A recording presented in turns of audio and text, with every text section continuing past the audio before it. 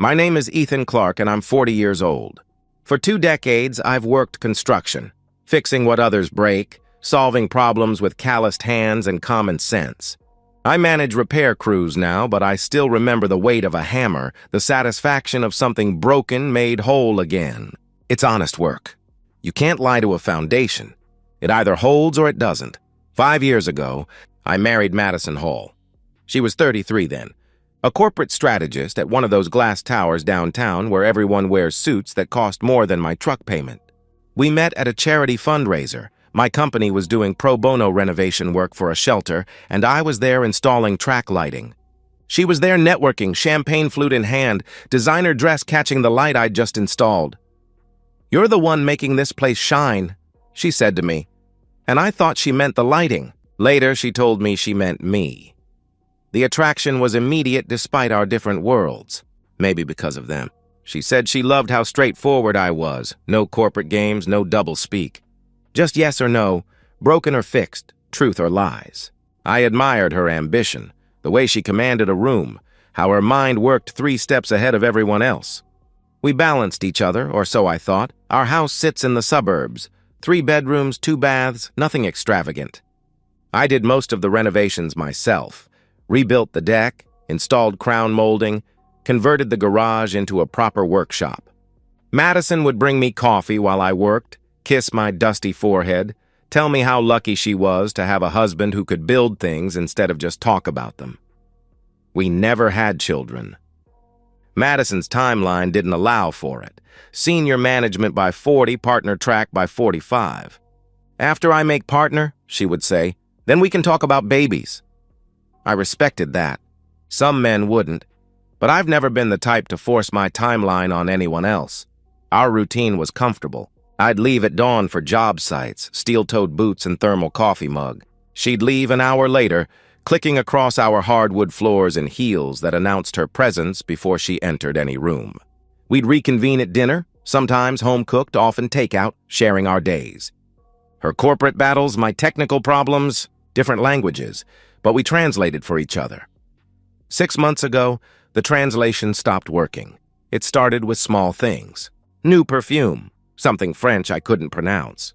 Lingerie purchases that never made appearances in our bedroom. She started caring about her appearance in ways she hadn't in years. The gym became religious. Her phone, once casually left anywhere, became an extension of her hand. "New boss," she explained when I asked about the late nights. "Vincent Cox, he's restructuring the entire department." I need to prove myself, Vincent Cox. Even his name sounded like everything I wasn't. Smooth, sophisticated, probably never held a tool heavier than a Mont Blanc pen. Madison would mention him casually at first. "Vincent thinks we should pivot our strategy," she'd tell me. "Vincent has this interesting theory about market penetration," she'd add. Then the mentions became more frequent, more animated. Her eyes would light up describing his business acumen. When she talked about our weekend plans, that light dimmed. Our intimate life, once satisfying if predictable, became a scheduled obligation. When I reached for her, she'd claim exhaustion. When she initiated, it felt performative, like she was checking a box on her to-do list. Twice I caught her checking her phone during, claiming it was work emergencies. The 3rd time I stopped trying. I'm not naive. 20 years on construction sites teaches you about men and marriages. I've seen enough good men destroyed by bad women to recognize the signs. The locked bathroom door during phone calls. The sudden interest in client dinners that somehow always ran late. The way she'd angle her phone screen away when I entered the room, fingers flying across the keyboard before clicking at dark. But I'm also methodical. You don't tear down a wall without knowing if it's load-bearing. You don't accuse without proof. So I watched. I made mental notes. Her Tuesday evening conference calls taken in the garage. The weekend strategy session that required a new dress. The smile, soft, secret, nothing like the one she gave me anymore, that bloomed across her face when her phone buzzed. Last Tuesday, she came home at midnight. I was in the kitchen, laptop open, pretending to review work schedules. "You're up late," she said to me, not quite meeting my eyes. "Big project tomorrow." "You?" I replied. "Vincent needed help with the Horizon presentation," she answered. She set her purse down, careful not to let it tip. I'm exhausted. Going to shower and crash. I watched her walk upstairs, noticed her hair was already damp at the roots, noticed the faint bruise on her neck that her concealer couldn't quite hide, noticed she was carrying her heels instead of wearing them. After her shower, her second of the evening apparently, she kissed my forehead and went to bed. I sat alone in our kitchen in the house I'd renovated with my own hands, at the table I'd built from reclaimed wood, and made a decision. I opened my laptop and typed, "Private investigators near me." The search results loaded quickly. Discreet, confidential, experienced. Words that promised answers to questions I wasn't sure I wanted to ask, but needed to. My finger hovered over the mouse. Once I clicked, there would be no unknowing what I learned. Some doors once opened can never be closed again. I thought about our wedding day, Madison in white, promising to forsake all others. I thought about trust, about vows, about the difference between paranoia and preparation. Then I thought about that bruise on her neck. I clicked the first result and began filling out the contact form. Name, phone number. Brief description of services needed. The email confirmation arrived with a soft ping that felt louder than it should in the empty kitchen. Whatever I found, there was no going back from this moment. The foundation of my marriage was already cracked. Now I would find out if it could be repaired, or if it needed to be demolished completely. I closed the laptop and climbed the stairs to our bedroom. Madison was already asleep, turned away from my side of the bed, her phone charging on her nightstand, password protected and full of secrets. I lay beside my wife of 5 years and wondered when she'd become a stranger. Wondered if she'd ever really been anything else. Wondered what price I'd pay for the truth. Some doors once opened can never be closed again, but some doors need to be blown off their hinges. The investigator's office sat above a dry cleaner in a strip mall nobody noticed. Perfect for a business built on being invisible. Dylan Murphy, former police detective, 15 years of seeing marriages implode. He didn't judge. He didn't comfort. He just delivered truth, documented and time-stamped. "I need 4 things from you," he said, sliding a form across his cluttered desk. Her schedule, vehicle information, workplace address, and 2 weeks' payment up front. Cash preferred. I'd come prepared. 3,000 in hundreds. Withdrawn over several days from different ATMs. Money from side jobs Madison didn't know about. Weekend bathroom remodels, emergency repairs. My rainy day fund had become a storm shelter.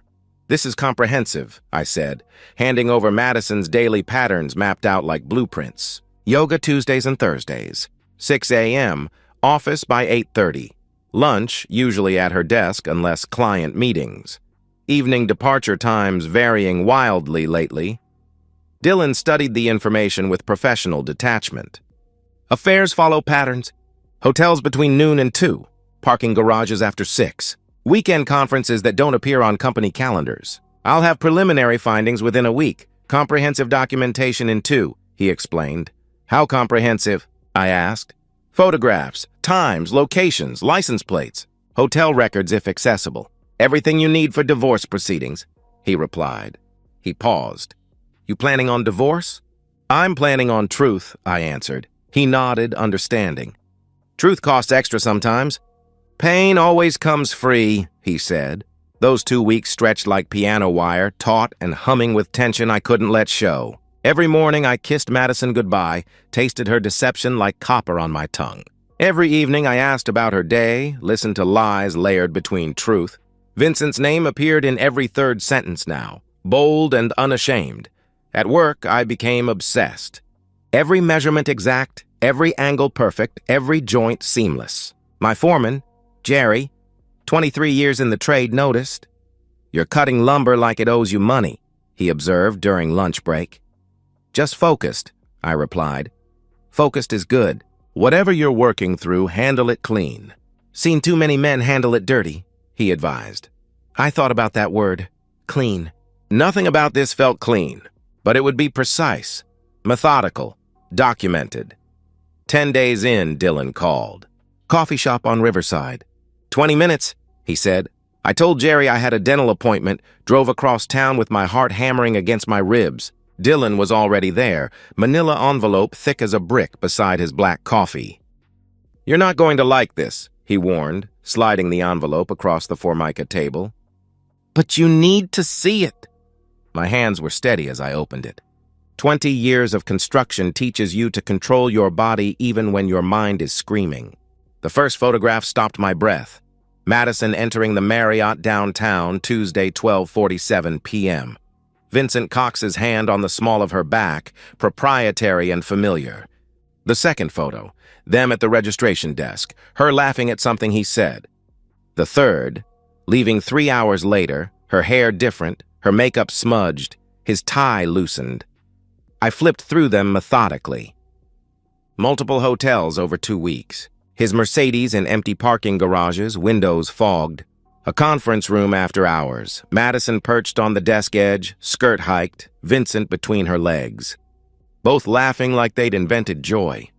The last set destroyed me. Vincent pressing Madison against his car. Her fingers in his salt and pepper hair, his hands gripping her waist like she belonged to him. The kiss was hungry. Desperate, nothing like the mechanical pecks she gave me. "There's more," Dylan said quietly. He pulled out a typed report. "Vincent Cox, 45, married 17 years. Wife's name is Patricia, 2 daughters, 14 and 16. He makes 3 times your wife's salary. This isn't his first affair according to sources, but your wife seems special. They're not subtle at the office. Joint lunches, extended meetings, inside jokes. People notice. His wife?" I asked. "Doesn't appear to know. She's a pediatric nurse, covered in the society pages for charity work. Coaches their daughter's soccer team," he informed me. I studied Cox's photo. Handsome in that soft, expensive way. Probably never changed his own oil, never split wood, never felt satisfaction from physical labor. Everything about him was theoretical, abstract, leveraged. Is this enough? I questioned. For divorce? More than enough. This level of documentation will significantly impact asset division. Judges don't look kindly on this extent of deception, Dylan confirmed. Continue surveillance. 1 more week, I instructed. Dylan raised an eyebrow. You sure? You have what you need. I want everything. His patterns, his wife's schedule, their routine. Everything, I insisted. That's moving beyond documentation into something else, he observed. Yes, I acknowledged. It is. That evening, I installed new locks on my workshop toolboxes. The envelope went into the bottom drawer, beneath warranty papers and instruction manuals. Evidence buried under the mundane, like Madison's betrayal buried under routine. She came to the workshop around 9, glass of wine in hand, wearing one of my old flannel shirts and nothing else, a move that would have worked 6 months ago. You've been distant, she said, running fingers along my workbench. Everything okay? I looked at my wife, this woman I'd built a life with who was systematically destroying everything we'd created, and smiled. Just tired. Big project deadline coming up, I replied. She moved closer, wine breath and that new perfume. Maybe you need to relax, she suggested. Her hand touched my chest. Vincent says stress is the mind killer. He recommended this meditation app. Vincent says a lot, doesn't he? I interrupted, something flickered in her eyes. Fear? Excitement? He's brilliant with corporate psychology. You'd actually like him, she insisted. I'm sure I would, I responded flatly. She kissed me then, tasting of Merlot and lies. I kissed her back, thinking of the photos 3 feet away, thinking of her laughing in that conference room, thinking of another man's hands on what I'd thought was mine. Come to bed, she whispered. Few more minutes. Almost done here, I answered. She left, disappointed but not suspicious. I opened my notebook and began writing. Asset documentation, account numbers, lawyer consultation appointment, security system quotes, gun safe specifications. I worked until 2 a.m. planning the controlled demolition of my marriage. Foundation first, then supports, then walls, until nothing remained but rubble and the truth.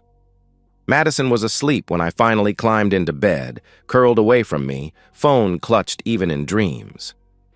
I stared at the ceiling and thought about Dylan's next report, about Cox's wife who didn't know, about 2 daughters who'd lose their father's reputation. I thought about collateral damage and decided I didn't care. She'd made her choice. Now everyone would live with the consequences. My lawyer's office occupied the 20th floor of a downtown high-rise, all glass and ambition. Sarah Winters came recommended by Tony from my crew. His brother had lost everything in his divorce until Sarah took over. "She's a barracuda in Prada," he'd said. "Worth every penny."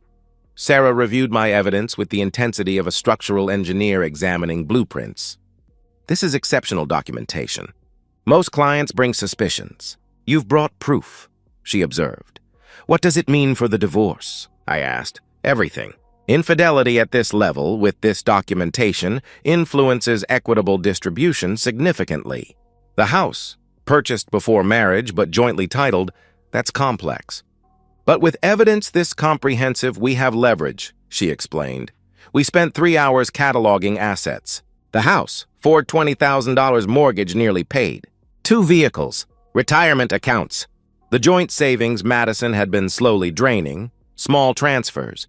$500 here, $800 there, to an account I didn't know existed. It's legal," Sarah explained. "Joint means joint, but it shows intent. She's preparing her exit. What about support?" I inquired. "Spousal support?" Sarah pulled up calculations. "With her income exceeding yours by 40%, you could qualify. It would hurt her monthly." "No, I don't want her money. I want her to have nothing of mine," I stated firmly. Sarah smiled, sharp as a blade. "Then we protect your assets. Everything premarital stays yours. The house becomes the battleground," she said. "I'll win that battle," I assured her. "With this evidence?" "Yes, you will," she confirmed. "The security system installation took a weekend. I told Madison it was about recent break-ins. Partially true, 3 houses hit in the last month." "Seems excessive," she commented, watching me mount cameras. "We have nothing worth stealing." "Peace of mind is worth something," I replied. 8 cameras total. Every entrance, living room, kitchen, hallway, driveway. Cloud backup, motion activation, audio recording capability. I installed them myself, ensuring perfect angles, testing sight lines like a sniper positioning. "The app lets you monitor from anywhere," I explained to her, showing her the interface. "See? You're making coffee." She waved at the camera, playful. If she'd known what those cameras would capture, she would have smashed every lens. The gun safe arrived Thursday. Biometric lock, fire-resistant, bolted to the closet floor. My Glock 19, purchased years ago, cleaned and maintained weekly. The permit current, training documented, everything legal. "Since when are you a gun nut?" Madison asked, finding me organizing ammunition. "Since break-ins increased. Better safe than sorry," I answered. "Vincent thinks guns are compensation for—" she started. "I don't care what Vincent thinks," I cut her off. She studied me, something calculating in her expression. "You've been different lately." "Harder," she observed. "Work stress," I deflected.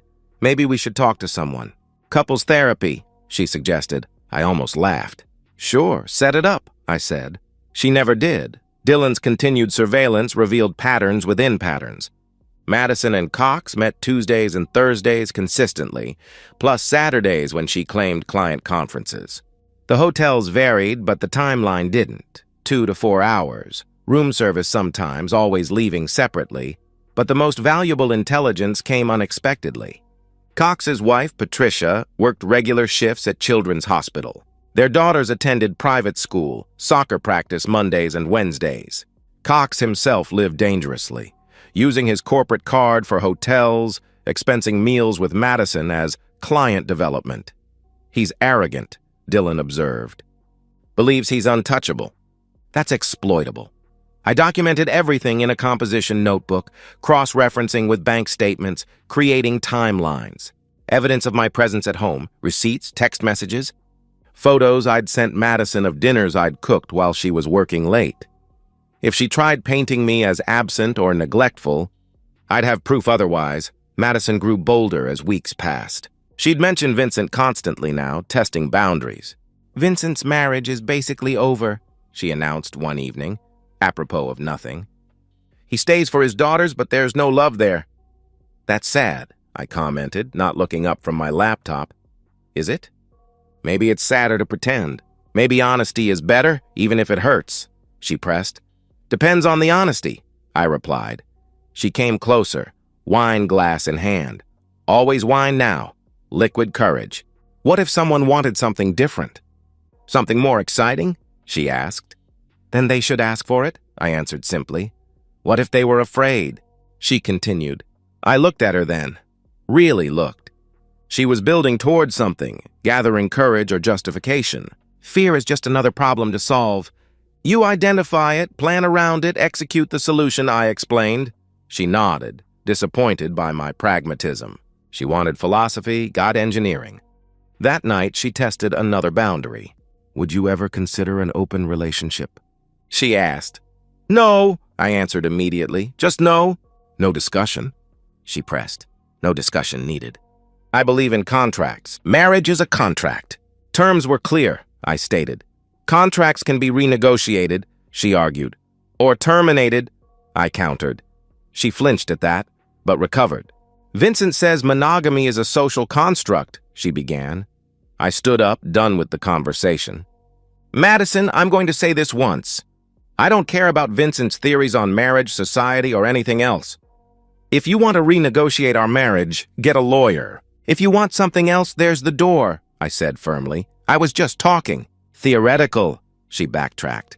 Nothing about marriage is theoretical. It either works or it doesn't, I concluded. She dropped it, but I saw the decision crystallizing in her eyes. She wasn't asking permission anymore. She was building justification for something already decided. Jerry noticed my transformation at work. You're different. Quieter, but sharper. Like you're waiting for something, he observed. Maybe I am, I acknowledged.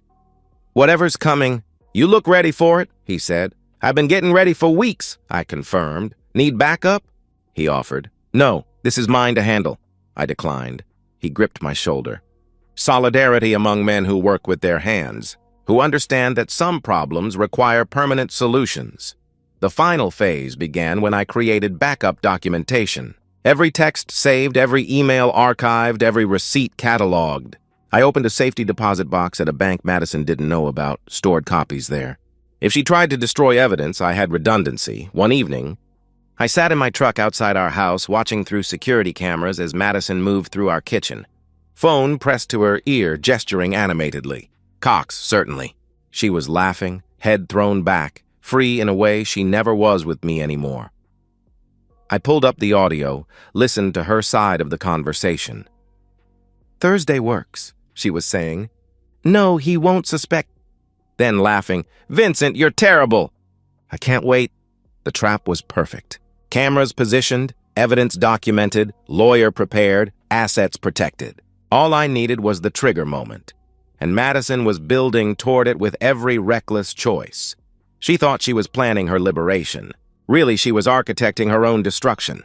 Every text, every meeting, every lie added another bar to the cage she didn't know she was building. I put the truck in gear, drove around the block once more, then pulled into the garage. Madison met me at the door, kissed my cheek, asked about my day. I played my part. Tired husband, unaware cuckold, blind to betrayal. Dinner's in the oven, she informed me. I have a late call with Vincent about the Horizon project. On a Thursday night? I questioned. Big presentation tomorrow. Has to be perfect, she explained. Of course, I said. She disappeared upstairs. I sat at the kitchen table, the same spot where I'd hired the investigator, and smiled. She had no idea she was living in a surveillance state of one. No idea that every kiss, every lie, every secret call was building the case against her. The question wasn't if she'd make the fatal mistake. It was when. Thursday, 6:17 p.m. I remember the exact time because I checked my phone before walking through the garage door.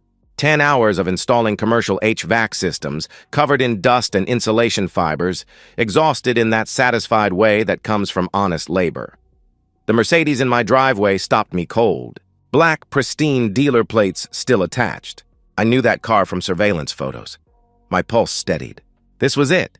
I entered through the garage, dropping my work bag deliberately loud. Let them know I was home. Let them scramble or stand firm. Either way, the cameras were recording. They were in the living room.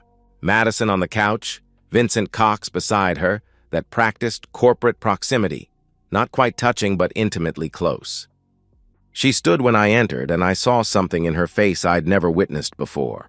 Cold entitlement. Cox stood too, positioning himself slightly forward. Protective or possessive, with men like him, there's no difference. His suit probably cost more than I make in a week. Soft hands, manicured nails, the kind of man who'd never thrown a real punch. "Ethan," Madison said, voice artificially calm. "We need to talk." I nodded, said nothing, sat in my recliner across from them. The cameras captured every angle. I kept my expression neutral, hands visible, unthreatening. Let them hang themselves. Madison took a breath. She'd rehearsed this. "I've been unhappy." "We both have." "You must feel it. The distance, the routine." "We're roommates, not lovers," she began. Still, I said nothing. Silence is a tool. Most people can't handle it. "I've found something with Vincent," she continued, emboldened by my calm. "Something exciting, passionate. What we had? It's been over for months." "Years," Cox added, though he'd known my wife for 6 months at most. Madison shot him a look, but continued. "I don't want to hurt you, but I also can't live a lie anymore," she said. "What do you want?" I asked, voice level. She glanced at Cox, gathering courage. "I want honesty. I want us to acknowledge what this marriage really is. A partnership. Financial, domestic, but emotionally? Romantically? That part needs freedom," she explained. "Freedom?" I repeated. "An open marriage," she said quickly. "Vincent and I will continue seeing each other, openly. He'll visit, we'll have our time, but I'll still be your wife. The house, our life together, that continues, just expanded." The audacity was breathtaking. I leaned forward slightly. "How often?" I asked. "What?" she responded, confused. "How often would Vincent visit my house?" I clarified. She brightened, mistaking questions for negotiation. "Twice a week? Maybe Saturdays sometimes." "We'd be discreet," she offered. "But not secret?" I pressed. "No, that's the point." "Honesty," she confirmed. "And if I refuse?" I asked. Her expression hardened. "Then we divorce." "And Ethan?" "I'll make it brutal." "I have resources you don't. Lawyers who eat construction workers for breakfast. You'll lose the house, half your retirement, probably pay support despite my salary. I have connections. Influence. I can make your professional life impossible. Construction permits delayed, contracts questioned, reputation destroyed," she threatened. Cox stepped forward, adding his own threat. "Be smart about this, Ethan. Madison's offering you a gift, keeping your life intact while accepting reality. Most men in your position would be grateful," he said condescendingly. "My position?" I questioned. "Look at yourself." "Then look at her. You're a laborer. She's ascending corporate ranks. You fix toilets. She shapes strategies. Did you really think you could keep her?" He sneered. I stood slowly. Both tensed. "Wait here," I said. I walked to my office, retrieved the manila envelope from my briefcase, returned and dropped it on the coffee table with a satisfying thud. "Before you finish threatening me," I said quietly, "you should see what I know." Madison reached for it, confused. I watched her face transform as she opened it. The photos spilled out. Hotels, cars, conference rooms, parking garage embraces, timestamps, dates, locations, weeks of evidence. "What is this?" Her voice cracked. "The truth. I've known for over a month. Hired an investigator the night you came home with another man's mark on your neck. I have everything. Hotels, times, even your credit card records for lingerie you never wore for me," I revealed. Cox grabbed the photos, face reddening. "You had us followed?" "You pathetic," he started. "Documented." "There's a difference. My lawyer has copies. So does my safety deposit box. Cloud storage too," I corrected. "This is illegal." Cox stepped toward me, aggressive. "You can't," he protested. "Can't what? Protect myself? Document infidelity?" "Everything was obtained legally. Public spaces, no expectation of privacy," I explained calmly. "You think this changes anything?" Madison's voice turned vicious. "So we had an affair. Happens every day." "I still get half in the divorce," she argued. "No, you don't. Check the prenup you signed, infidelity clause." "You get nothing of premarital assets." "The house? Purchased before marriage. My retirement? Protected.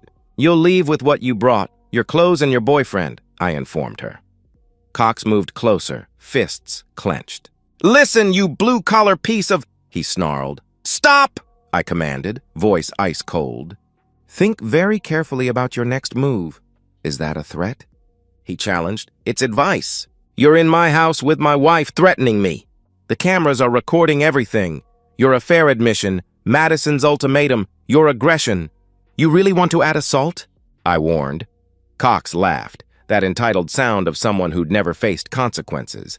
Cameras? You think you're smart? I'll have them subpoenaed, suppressed. He blustered. Try it, I said simply. He snapped, shoving me hard. I stumbled back but didn't fall. 20 years of physical labor versus a lifetime of golf? Not much contest. Vincent, don't, Madison warned. But Cox was beyond reasoning, humiliation overriding intelligence. He came at me again, arm cocked back. I drew the Glock from my waistband, smooth, practiced. Cox froze mid-swing. Back up, now, I ordered. You won't shoot, he said, but his voice wavered. I'm a licensed carrier defending myself in my own home against an aggressive intruder who's already assaulted me. The cameras will show you attacked first. Back up, I repeated.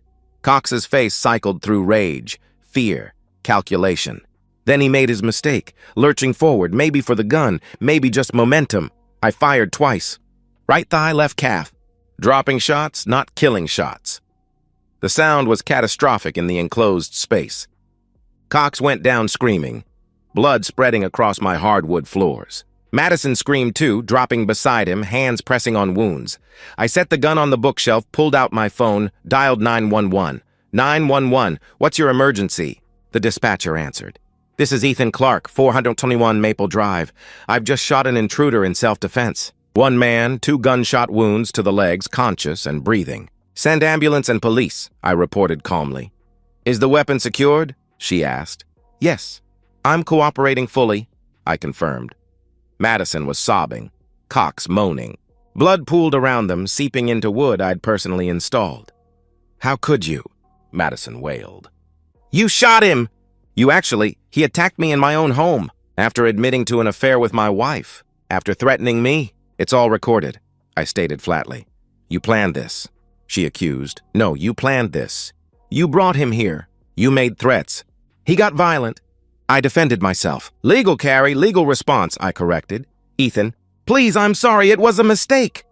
She begged. The mistake was thinking I'd be a victim, I said coldly. Police arrived in 8 minutes. I met them at the door, hands visible, calm. Explained the situation, showed my permit, directed them to the cameras. The footage told the story exactly as I'd described. Threats, assault, self-defense. EMTs worked on Cox while Madison gave her statement, trying to spin it. But the video contradicted every lie. Cox was stabilized, loaded into the ambulance, Madison following until an officer stopped her. She'd need to give a full statement at the station. An older officer, Sergeant Stripes worn with experience, reviewed the footage on my phone. Clear self-defense. You'll need to come downtown, formal statement, but based on this? He shrugged. You did what you had to.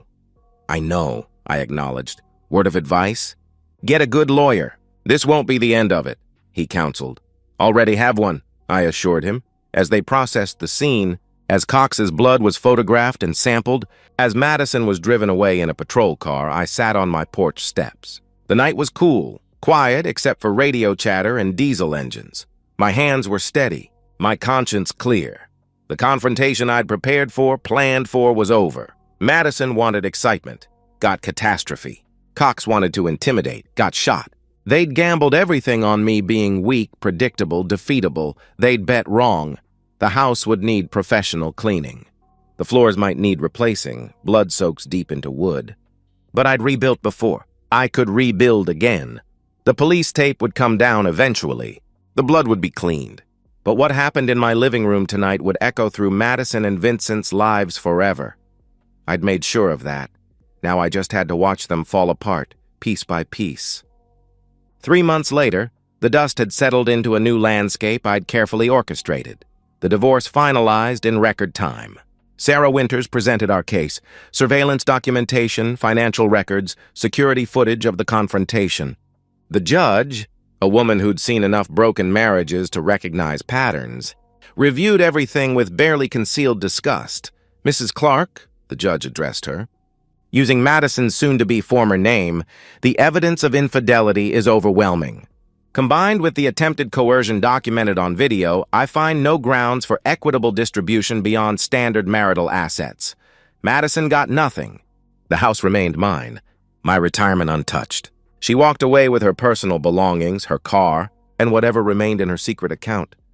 About $12,000. "This isn't fair," Madison whispered to her lawyer, loud enough for me to hear. Fair. As if anything about our marriage's destruction had been fair. Vincent Cox's situation unfolded like a demolition in slow motion. I'd ensured his wife Patricia received everything: photos, videos, hotel receipts, the complete investigation file. Dylan delivered it personally to her office at the hospital, professional and discreet. The divorce filing came within a week. Patricia Cox wasn't just heartbroken. She was methodical.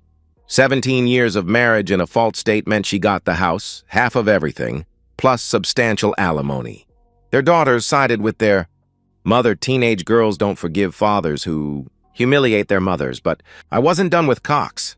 The evidence package I sent to his firm's board of directors was comprehensive. Supervisor-subordinate relationship, company resources misused, ethics violations documented across 4 months. The corporate world that Cox thought protected him turned cannibalistic. He was terminated for cause, no severance, no recommendation, his corporate reputation incinerated. Madison's termination followed 2 days later. Misconduct, they called it.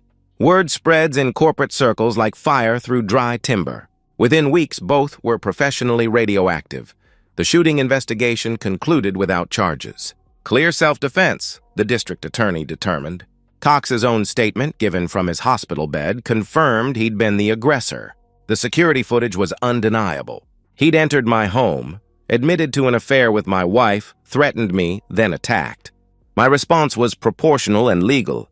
Cox's recovery took months. Both surgeries were successful, but the nerve damage was permanent. He walks with a pronounced limp now, chronic pain his constant companion. The physical therapy bills alone destroyed what remained of his finances after the divorce. He tried a civil suit, excessive force, emotional damages. His attorney withdrew after reviewing the security footage. No lawyer wanted to argue that a man who'd attacked someone in their own home deserved compensation for getting shot. Madison tried reaching out multiple times. Texts I didn't answer. Emails I deleted. She appeared at job sites twice before I had security remove her. The last time she looked hollow, designer clothes replaced with department store basics. BMW traded for a used Honda, the Polish gone. "I just want to talk," she pleaded as security escorted her away. There was nothing to say. She'd made her choices. Now she lived with them. Through mutual acquaintances, I learned she was working retail at a shopping center 40 miles away. Corporate strategy to folding clothes. A devastating fall for someone who'd measured worth in titles and salaries. Cox reportedly moved to another state, taking contract work, living in a one-bedroom apartment. Their great passion, which had seemed worth destroying everything for, couldn't survive the wreckage it created. I sold the house 6 months after the divorce. Too many ghosts walking those halls, too much history soaked into the foundation. The new place is smaller, cleaner. A fresh build with no memories embedded in the walls. I did the renovations myself.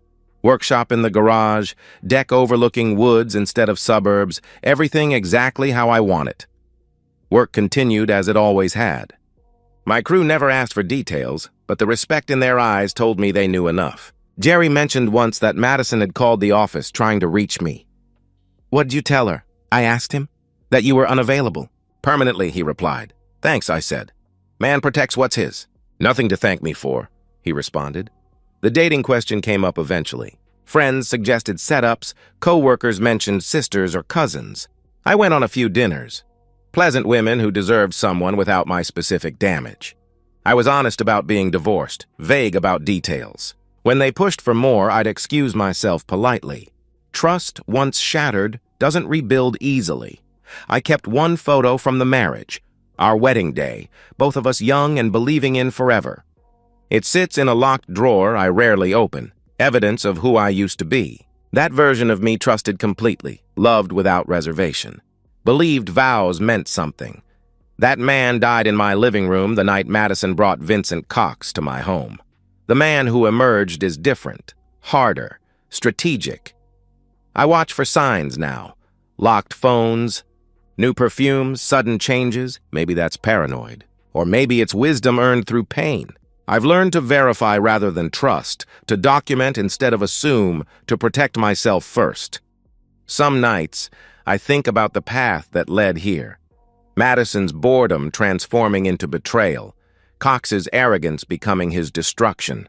My own evolution from trusting husband to methodical strategist. Different choices would have led to different outcomes. Madison could have asked for divorce honestly. Cox could have pursued someone single. I could have confronted her early, maybe salvaged something. But we all chose our paths. Madison chose excitement over stability. Cox chose another man's wife over his own family.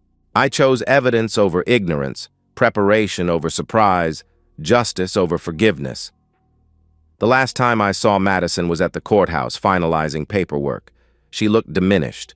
Cheaper clothes, exhaustion written in every line, the confidence that once commanded rooms completely extinguished. She tried to speak, opened her mouth to form words that would never matter. I turned away before the first syllable. There was nothing left to say. She'd wanted an open marriage, thought she could dictate terms, believed I'd accept humiliation rather than fight. Instead, she got exposed, divorced, destroyed. Cox wanted to intimidate me in my own home. Instead, he got 2 bullets, a permanent limp, and a ruined life. They'd gambled everything on me being weak. They'd lost everything learning I wasn't. Now, at 41, I'm alone but not lonely. Free but not careless. The house is mine, bought with cash from the sale of the old place. The job is steady, honest work that builds rather than destroys. My reputation is intact.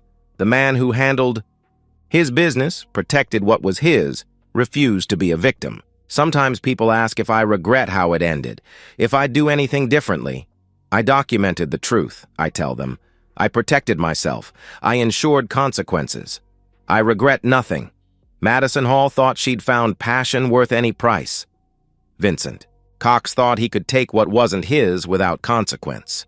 They learned that some prices are too high, some consequences are permanent, and some men refuse to break. I'm Ethan Clark. I fix things for a living. When my marriage broke beyond repair, I didn't try to fix it. I demolished it completely, then built something better from the rubble. Something that belongs only to me. Something nobody can ever take again. And so, we've reached the end of today's story. Was it what you expected, or did it take a twist you didn't see coming? I'm curious to hear your thoughts. Share them in the comments below, and let's get a conversation going. If this story kept you hooked, make sure to hit that like button. And if you're new here or just haven't subscribed yet, now's the perfect time to join our community. I bring you fresh, captivating stories every day, so click that subscribe button and turn on notifications so you never miss out. Thanks for watching, and I'll see you in the next one.